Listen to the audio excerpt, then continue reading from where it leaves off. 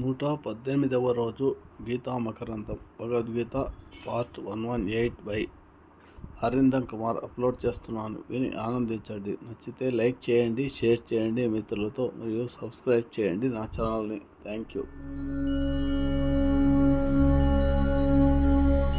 Lakkaraju Muralidhar Rao astro and remedies ఛానల్కు subscribe చేసుకోండి. శ్రీ గురుభ్యో నమః. గీతామ గ్రంథంలో 118వ రోజు. వ్యాసాయ విష్ణురూపాయ వ్యాసరూపాయ విష్ణవే నమో వై బ్రహ్మనిధయే వాసిష్ఠాయ నమో నమః. ఓం శ్రీ గీతాదేవ్యై నమః. వసుదేవసుతో దేవో కంసచాణూరమర్దనో దేవకీ పరమానందో కృష్ణం వందే జగద్గురు.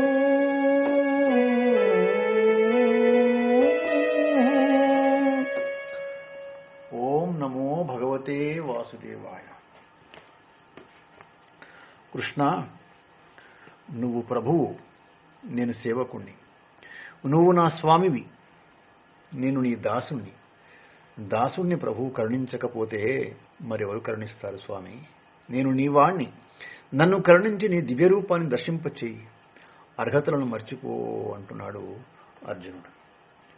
గానలోల కరుణాలవాల గానలోల కరుణాలవాల గాచి బ్రోము నిరుపమ గుణశీల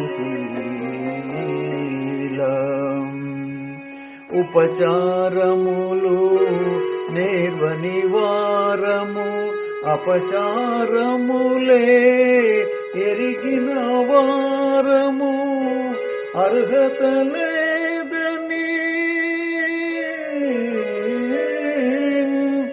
అర్హతలే నీయు పొందని వారము సారములేని మేము నీవారము.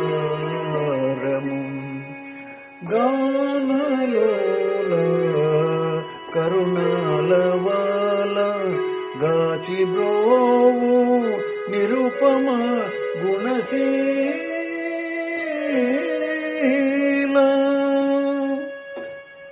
కృష్ణ, ఒకవేళ అదేం కుదరదు, అర్హత లేని వారికి సాధ్యం కాదు అంటావేమో. చూచే శక్తి నాకు లేకపోతే పోని, చూడగల సమర్థుణ్ణి కాకపోతే పోని, నన్ను సమర్థుణ్ణి చేసే చూపించగల సామర్థ్యం నీకు ఉంది కదా, అది చాలు. నేను సామాన్యుణ్ణే కావచ్చు. ప్రభు, నువ్వు సర్వశక్తిమంతుడివి, అసమాన తేజోవంతుడివి, యోగేశ్వరుడివి. నిన్ను దర్శించడానికి యోగులే అర్హులని నువ్వు భావిస్తే అలాగే. కానీ ఏమైంది? నీ దాసుండైన నన్ను నీ యోగ బలం చేత యోగిగా మార్చి నీ దివ్య రూపాన్ని దర్శించేటువంటి బలాన్ని, భాగ్యాన్ని నాకు ప్రసాదించు అని చెప్పేసి వేడుకుంటున్నాడు. చెప్పవలసిందంతా పార్థుడు చాలా బుద్ధిగా చెప్పేశాడు. ఇక పార్థసారథి ఏం చెప్తాడో చూద్దాం మనం 5వ శ్లోకంలో పట. పశ్యమే పార్థరూపాణి శతశోధ సహస్రశం నానావిధాని దివ్యాని నానావర్ణాకృతీని చ.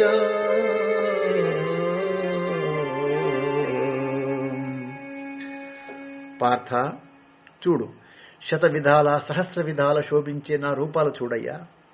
ఆ రూపాలు అనేక విధాలు, దివ్యమైనటువంటి రూపాలు, అనేక రంగులతో ఉంటాయి, అనేక ఆకారాలలో ఉంటాయి. అవన్నీ చూడు అని ఈ శ్లోకంలో భగవానుడు ప్రారంభించాడు తన యొక్క విశ్వరూపం గురించి వ్యాఖ్యానం చేస్తూ. భగవంతుని విశ్వరూపాన్ని దర్శించే అదృష్టం తనకు ఉందో లేదో అనే సంశయాన్ని హృదయంలో దాచుకొని ఈశ్వర సంబంధమైనటువంటి దివ్యరూప దర్శనాన్ని అనుగ్రహించి తనను కృతార్థుని చేయవలసిందిగా వినమ్రుడై గీతాచార్యుని ప్రార్థించాడు పార్థుడు. అర్జునుడి సంశయాన్ని సమూలంగా తుడిచిపెట్టేస్తూ హృదయానందంతో అర్జునుడు ఉప్పొంగిపోయేటట్టు పార్థా చూడు అంటూ భగవంతుడు తన దివ్యవాణిని వినిపించాడు. పశ్య అనేటువంటి పదంతో శ్లోకము ప్రారంభమైంది. పశ్యమే పార్థరూపాణి, ఆ పశ్యతో ప్రారంభమైంది. పశ్య అంటే చూడు అని అర్థం. అర్జునుడు విశ్వరూపాన్ని దర్శించడానికి అర్హుడేనని అచ్యుతుడు ఈ మాటలు చెప్పకనే చెప్పేశాడు. ప్రస్తుతం చూడు అంటూ ఉన్నాడే గాని ఇంకా చూపడం లేదు. చూడు అంటే ఇంక చూడబోతావు అని అర్థం. అర్జునుడు ఏమేమి చూడబోతాడో చెబుతూ అర్జునుడి ఉత్సాహాన్ని వృద్ధి చేస్తున్నాడు. అర్జున, వందల కొలది వేల కొలదిగా ఉన్నటువంటి నా రూపాలను చూడు అంటున్నాడు. విశ్వరూపంలో అర్జునుడు అసంఖ్యాకమైన రూపాలను చూడబోతాడని ముందే తెలిసిపోయింది. అవి కూడా ఒక విధంగా ఉండేవి కావు, అనేక విధాలుగా నానా విధాని అంటున్నాడు ఉంటాయట. కేవలం ఈ లోకంలో కనిపించేటువంటి ప్రాకృతంలే కావు, ఇతర లోకాలలో ఉండేటువంటి అప్రాకృతాలు, ఎందుకంటే దివ్య అనే పదం ఉపయోగిస్తున్నాడు కూడా. అవన్నీ చూడబోతున్నాడు అర్జునుడు. వివిధ వర్ణలలో శోభిస్తూ ఉండేవాడిని వీక్షిస్తాడట. వివిధ ఆకృతులు వివిధ రంగులలో గోచరించడం అంటే ఆశ్చర్యకరమైన రంగులలో గోచరించే రూపాలను చూడబోతాడని అర్థం. అవి ఈ లోకంలో ఉండేవి కావచ్చు, ఇతర లోకంలో ఉండేవి కావచ్చు. 6వ శ్లోకంలో చెప్తున్నాడు భగవానుడు. పశ్యాదిత్యాం వసూన్ రుద్రాం అశ్వినౌ మరుతస్తదా బహూన్యదృష్టపూర్వాణి పశ్యాశ్చర్యాణి భారత.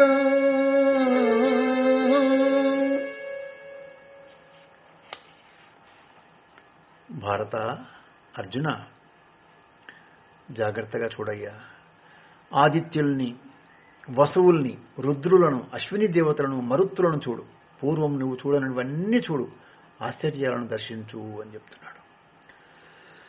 అర్జునుడు చూడబోయేటువంటి యంత్రంగా మొత్తం కూడా ఆ యంత్రాంగం అంతా కూడా ముందే పరిచయం చేస్తున్నాడు భగవంతుడు ఇక్కడ.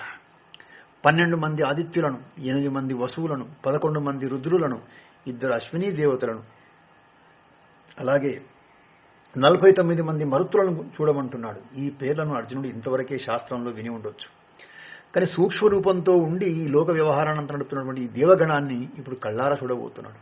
అందుకనే గతంలో మానవలోకంలో చూడనివి, ఆశ్చర్యకరమైనవి అంటున్నాడు భగవానుడు. అంటే అలౌకికమైనటువంటి అద్భుతాలన్నీ తెర మీదకి రాబోతున్నాయని అర్థం. వాటన్నిటిని చూడడం ఒక అద్భుతమైతే ఆ అద్భుతాలన్నిటినీ ఒకే రూపంలో దర్శించడం పరమాద్భుతం. 7వ శ్లోకంలో చెప్తున్నాడు. ఇహైకస్థం జగత్కృత్స్నం పశ్యాద్య సచరాచరం పశ్యాద్య సచరాచరం మమ దేహే గుడే గుడాకేశ యశ్చాన్యర్థస్తు నిత్యసి. గుడాకేశ, అర్జున, ఇక్కడే ఒకే చోట నా దేహంలో ఉన్నటువంటి చరాచర ప్రపంచాన్నంతా ఇప్పుడే చూడయ్యా. మరి ఏదైనా చూడాలనుకుంటే అది కూడా చూసే అని చెప్తున్నాడు.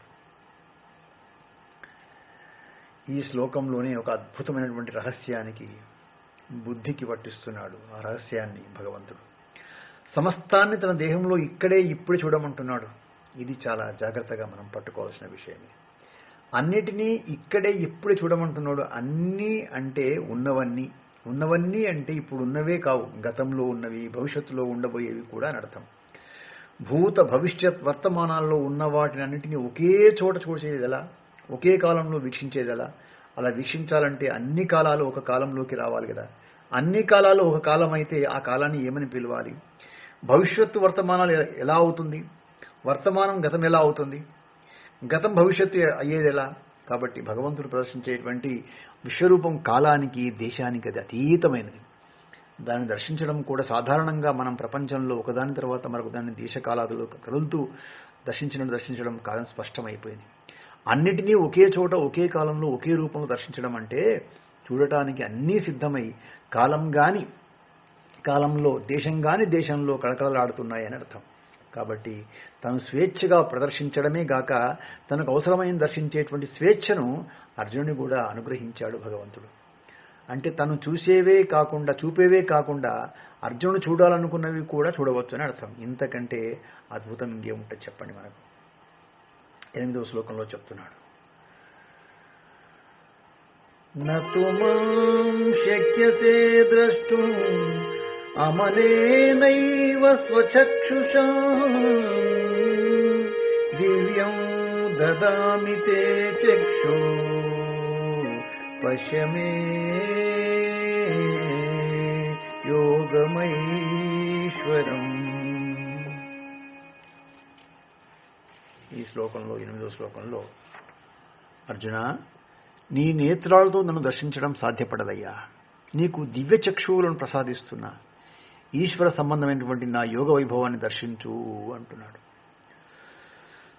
చూడటానికి అర్జునుడు సిద్ధంగా ఉన్నాడు, చూపించడానికి శ్రీకృష్ణుడు సిద్ధపడే ఉన్నాడు. అయినా దర్శనానికి ఏదో అవరోధం ఏర్పడుతుంది, ప్రతిబంధకం అడ్డు నిలుస్తుంది. ఆ ప్రతిబంధకం ఏదో కాదు, అర్జునుని యొక్క నేత్రద్వయం. చూచేవాని యొక్క చక్షువులు మహిమను దర్శించే శక్తి లేని మాంస చక్షువులవి. అందుకనే నీ కళ్ళతో నా విభవాన్ని చూడలేవు అర్జున అంటున్నాడు భగవంతుడు. దేశకాలాదులలో కదిలే వాటిని పరిమిత స్థాయి నుంచి వీక్షించే మానవుని మాంస చక్షువులు కాలాతీతమైనటువంటి దివ్య కళాత్మక దర్శనాన్ని ఎలా చూస్తాయి చెప్పండి. భగవద్ ఐశ్వర్యాన్ని దర్శించడం అనేది భగవంతుని నేత్రాలతో దర్శించినప్పుడే సాధ్యమవుతుంది. అందుకే ఈశ్వర వైభవాన్ని దర్శించడానికి దివ్య చక్షువులను ఇస్తున్నాడు భగవంతుడు. తదామితే దివ్యం చక్షు అంటున్నాడు. రాయబార సమయంలో కూడా కౌరవ సభలోని వారికి దివ్య దృష్టిని ప్రసాదించిన తర్వాత తన విశ్వరూపాన్ని దర్శింపజేశాడు. మనం ఇంతవరకు కూడా చూసాం. రాయబార ఘట్టంలో కూడా అందరి సమక్షంలో తన యొక్క విశ్వరూపాన్ని స్వామి అక్కడ ప్రదర్శిస్తున్నాడు. ప్రదర్శించే ముందు అందరికీ కూడా గుర్తు చేస్తున్నాడు. దివ్య దృష్టియు సంగీతి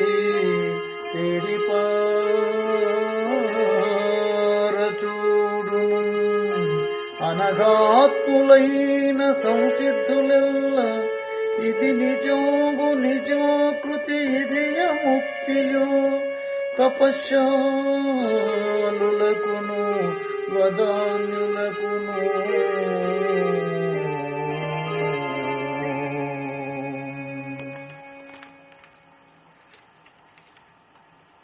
మరొక అద్భుతం. ఇంతవరకు కురుక్షేత్రంలో కృష్ణార్జునుడు రథం పక్కన నిలబడి మనం భగవద్గీతను వింటూ వచ్చాం. రెప్పపాటులో మనల్ని అక్కడి నుంచి ఎక్కడికో పట్టుకుపోయాడు వ్యాస భగవానుడు. ఎక్కడ మనకు గీత మొదలైందో అక్కడికి మనల్ని చేర్చేశాడు. ఇప్పుడు మనం కురుక్షేత్రంలో లేం, ధృతరాష్ట్రుని యొక్క శయన మందిరంలో ఉన్నాం. ఇప్పుడు మన ముందు కృష్ణార్జునులు లేరు, సంజయ్ ధృతరాష్ట్రులు ఉన్నారు. ఇక ఆ దృష్టికోణంతో మనం ముందుకు పోదాం. ఇప్పుడు సంజయుడు అక్కడ పలుకుతున్నాడు ధృతరాష్ట్రంతో. సంజయుని యొక్క ఉవాచ 9వ శ్లోకంలో పడాడు. ఏవముక్త్వా తతో రాజన్ మహాయోగేశ్వరో హరిః దర్శయామాస పార్థాయ పరమో రూపమైశ్వరం.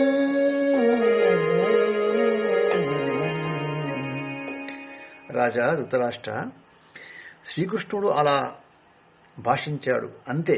ఈశ్వర సంబంధమైనటువంటి తన దివ్య రూపాన్ని ప్రదర్శించి అర్జునుని అనుగ్రహించాడు. మహాయోగీశ్వరుడైనటువంటి శ్రీహరి అని చెప్పేసి సంజయుడు చెప్తున్నాడు. ఆ విధంగా అర్జునుడు తన దివ్య స్వరూపాన్ని దర్శించడానికి దివ్య చక్షువులను అనుగ్రహిస్తానని శ్రీకృష్ణుడు అనడం మనం విన్నాం. ఈలోగా మనం అక్కడ లేకుండా ధృతరాష్ట్రుని మందిరానికి చేర్చబడ్డాం. కురుక్షేత్రంలో ఏం జరుగుతుందో శ్రీకృష్ణుడు విశ్వరూపాన్ని చేస్తున్నాడేమో అనేటువంటి ఒక ఉత్సుకత మనందరిలో కూడా ఇప్పుడు ఏర్పడింది. ఎందుకంటే అక్కడ ప్రారంభమైపోయింది విశ్వరూప దర్శనం. కానీ ఈలోగా మనం వ్యాస భగవానుడు ఇక్కడ తీసుకొచ్చాడు ధృతరాష్ట్రుని మందిరం లోపటికి. పర్వాలేదు, ఇక్కడ కూడా మన ముందు సంజయుడు ఉన్నాడు కాబట్టి మనం చూడలేని దానిని ఆయన చూడగలడు. వ్యాస ప్రసాదంగా ఆయనకు ప్రాప్తించినటువంటి దివ్య దృష్టితో కురుక్షేత్రంలో జరిగేదంతా కూడా చూసేటువంటి శక్తి సంజయునికి ఉంది. కాబట్టి చూచినదంతా ప్రత్యక్షంగా వ్యాఖ్యానంగా ధృతరాష్ట్రుడు వినిపిస్తూ ఉంటాడు ఆయన. మనం కూడా శ్రవణానందంగా ఆలకించవచ్చు. కాకపోతే ధృతరాష్ట్రునికి కళ్ళు లేకపోయినా మనకు ఉన్న ప్రస్తుతం అందరము చూడలేని వాళ్ళమే. కానీ వీణులున్న పుణ్యానికి, మరి బధిరత్వం లేని భాగ్యానికి సంజయుని యొక్క అమృత భాషణాన్ని మనం వినేటువంటి అవకాశం మనకి ఇక్కడ దొరికింది. మనకు ఈ సందర్భంలో అర్థం చేసుకోవాల్సిన అద్భుతం మరొకటి ఉంది. ఒకవేళ మనం ఇక్కడ ఉండలేక తొందరపడి కురుక్షేత్రానికి పరుగులు తీసినా అక్కడ కూడా వినగలమే కానీ చూడలేం. ఇక్కడ ఉంటే సంజయుని ద్వారా వినాలి, అక్కడికి వెళ్తే అర్జునుని ద్వారా వినాలి. ఎందుకనంటే భగవంతుని విశ్వరూపాన్ని వాళ్ళిద్దరే చూస్తున్నారు, వాళ్ళిద్దరికీ దివ్య దృష్టి ప్రసాదించబడింది. విశ్వరూపాన్ని దర్శించడానికి మనకు దివ్య దృష్టి ఇక్కడ ఉంది చెప్పండి. కాబట్టి మనము తగుదనమ్మా అని చెప్పేసి కళ్ళజోడు పెట్టుకొని చూసినా విశ్వరూప దర్శనం జరుగుతుందే. కళ్ళున్నా రూపం మనకు కనిపించదు, చెవులున్నా నాదం మనకు వినిపించదు. ఈ విషయాన్ని మనకు ఉపనిషత్తు అద్భుతంగా వినిపించింది మనకు. శృణ్వతోపి న శృణ్వంతి జాననోపి న జానతే పశ్యంతోపి న పశ్యంతి పశ్యంతి జ్ఞానచక్షుషః.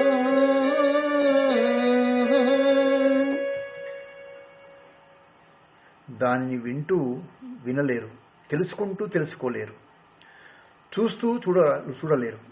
జ్ఞాన నేత్రంతోనే దర్శించే అవకాశం ఉంది.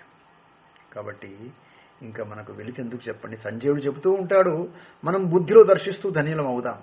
శ్రీకృష్ణుడు అర్జునుడికి విశ్వరూపాన్ని దర్శింపజేశాడని సంజయుడు చెప్తున్నాడు. పరం రూపం పార్థాయ దర్శయామాస అంటున్నాడు. కాబట్టి ఈ సందర్భంలో గీతాచార్యుని మహాయోగేశ్వర అని చెప్పేసి అని హరి అని చెప్పేసి 2 నామాలతో సంజయుడు వర్ణించాడు మనకు ఆ శ్లోకం లోపల. అక్కడ జరుగుతున్నది విశ్వరూప ప్రదర్శనం కాబట్టి యోగమాయను తన అధీనంలో ఉంచుకొని తన దివ్య రూపాన్ని సందర్శింపజేస్తున్న వాసుదేవమూర్తిని మహాయోగేశ్వరుడు అంటున్నాడు. ఆ మహాయోగేశ్వరునే హరిగా కూడా అభివర్ణిస్తున్నాడు ఇక్కడ. హరిహి సహేతుక సంసారం హరతి ఇది హరిహి. హరించేవాడు హరి. దేని హరిస్తాడైనా? సంసారాన్ని, సంసార హేతువైనటువంటి అవిద్యను హరించేవాడు కాబట్టి ఆయన హరి భగవానుడు. విశ్వరూప ప్రదర్శన ప్రభావం చేత కార్యరూప ప్రపంచ వ్యామోహాన్ని, కారణరూప అజ్ఞానాన్ని సమూలంగా హరిస్తున్నాడు అనే భావంతో భగవానుని హరి అని చెప్పేసి వర్ణించాడు. ఇక్కడ విశ్వరూప ప్రదర్శనాన్ని చూస్తూ ఇలా చెప్తున్నాడు సంజయుడు. అనేక వక్త్రనయనం అమనేకాద్భుత దర్శనం అనేక దివ్యాభరణం దివ్యానేకోద్యతాయుధం.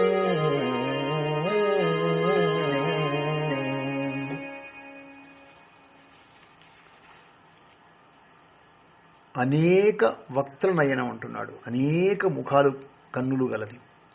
అనేకాద్భుత దర్శనం అంటున్నాడు. అనేకమైనటువంటి అద్భుత దర్శనములు కలది.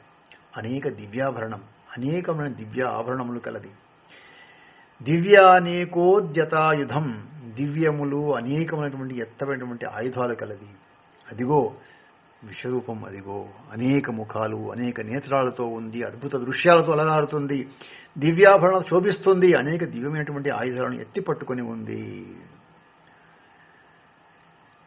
దివ్యమాల్యాంబరధరం దివ్యగంధానులేపనం సర్వాశ్చర్యమయం దేవం అనంతం విశ్వతోముఖం. ఆ విశ్వరూపము దివ్యమైనటువంటి మాలలను, వస్త్రాలను ధరించి ఉంది. దివ్యమైనటువంటి గంధాన్ని పూసుకొని ఉంది. సమస్త ఆశ్చర్యాలతో అది ప్రకాశిస్తుంది. అన్ని వైపుల ముఖాలు కలిగి అనంతంగా గోచరిస్తుంది. ఏకము అఖండమైనటువంటి పరమేశ్వరుని రూపంలో దృశ్యాలన్నీ అనేకం గోచరిస్తున్నాయట. అనేకంగా నోళ్లు, అనేకంగా నేత్రాలు ఉన్నాయి. ఆ నోళ్లన్నీ పరమేశ్వరునివే, ఆ నేత్రాలన్నీ ఆయనవే. అంటే నోళ్లు ఆరగిస్తున్నాయి, నేత్రాలు అవలోకిస్తున్నాయి. అన్నిటినీ ఆరగించడం, అన్నిటినీ అవలోకించడం జరుగుతూ ఉంది. ఆ రూపం వీక్షించినటువంటి రూపం లేదు, దృశ్యం లేదు.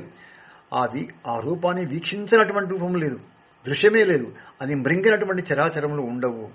అతని కళ్ళు, శిరస్సు, ముఖము సర్వత్రా వ్యాపించి ఉన్నాయి అని చెప్పేసి మనకు తర్వాత అధ్యాయంలో కూడా మనము చూడబోతాం ఆ విషయం స్పష్టంగా. ఇంకా పరమేశ్వరుని యొక్క విశ్వరూపం ఒక అద్భుతం.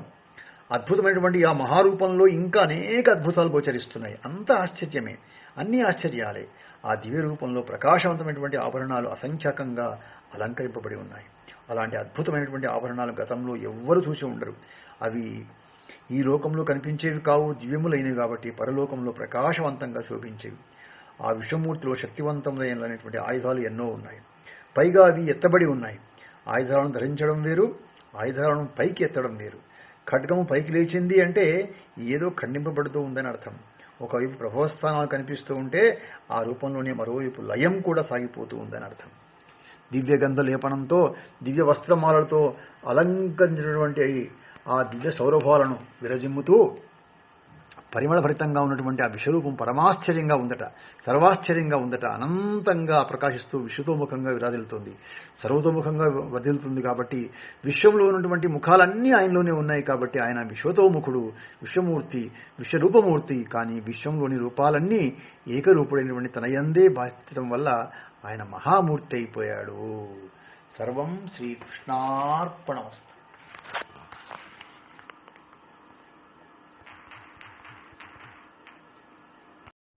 మీకు నా వీడియో కనుక నచ్చితే లైక్ చేయండి, షేర్ చేయండి. ఈ వీడియో కింద ఉన్న బెల్ ఐకాన్ను క్లిక్ చేయడం ద్వారా నా ఛానల్ను సబ్స్క్రైబ్ చేసుకోండి. దీనివల్ల మీకు నా వీడియోలు అందుబాటులో ఉంటాయి. Thank you.